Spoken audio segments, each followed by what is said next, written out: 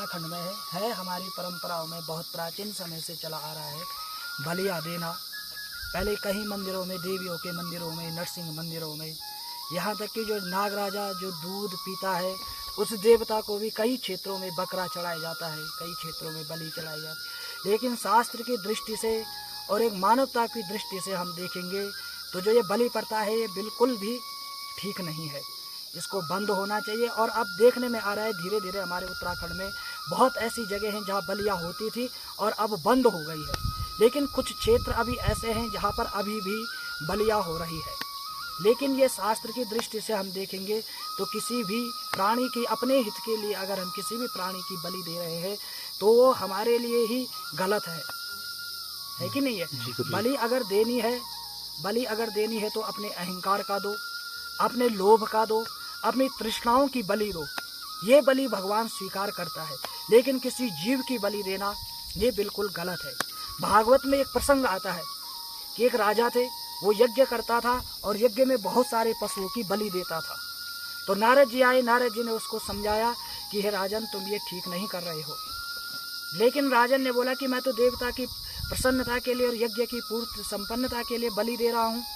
तो तब नारद जी ने उसको बोला कि देख, ऊपर देख। और जैसे उसने ऊपर आकाश में दृष्टि डाली तो जितने भी जीव उसने मार रखे थे वो सारे वहाँ खड़े होकर के उसको देख रहे थे।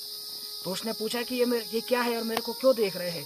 नारद जी ने बोला कि जितने भी तूने पशु मारे हैं ये सब पशु जो है कि वही है जिनकी तूने यहाँ बलि दी है, और ये तेरी प्रतीक्षा कर रहे हैं कि कब ये ऊपर आएगा और कब हम इसको खाएंगे। तो तब उसकी समझ में आया और तब से उसने जो है कि बलि देना बंद करी। तो इसलिए हमें बलि का सर्वथा जो है कि इसको बंद करना चाहिए। सात्विक रूप से अपनी देवी देवताओं की बलि देना चाहिए, क्योंकि हम देवता को जो खिलाएंगे, जो देंगे, देवता भी हमें वही देते हैं और उसी रूप में वो हमें भी मिलता है। तो इसलिए अगर हम उनको सात्विक चीज़ देंगे तो सात्विक रहेंगे और सात्विकता ही हमें प्रदान करेंगे। उनकी हमारी बुद्धि भी ठीक होगी और वो भी हमें सात्विक रूप में। तो गुरुजी, जैसे यहाँ पहाड़ में बोलते हैं कि छल छिद्र लग गया है, तो छल छिद्र में भी बलि देते हैं। अगर छल जैसे किसी पे लग गया है तो मतलब छल अगर बकरा मार दिया या बकरा नहीं मारा, बलि नहीं दी तो वो नहीं टूसेगा, तो इसका क्या है?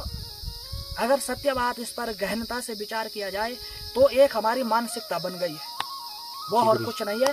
वो हमारी मानसिकता है कि जब तक हम इसको बलि नहीं देंगे तब तक ये ठीक नहीं होगा। और जैसा हमारा भाव होता है भगवान भी वैसे ही हमें वो हमारी पूजा से या हमारी उससे वैसे ही हमें भी फल देता है। जैसा मैंने बोला, भाव ही विद्यते देव, देवता जो है कि भाव में निवास करते हैं। अगर हमने ये भाव बना दिया कि हमने एक पत्रम पुष्पम फलम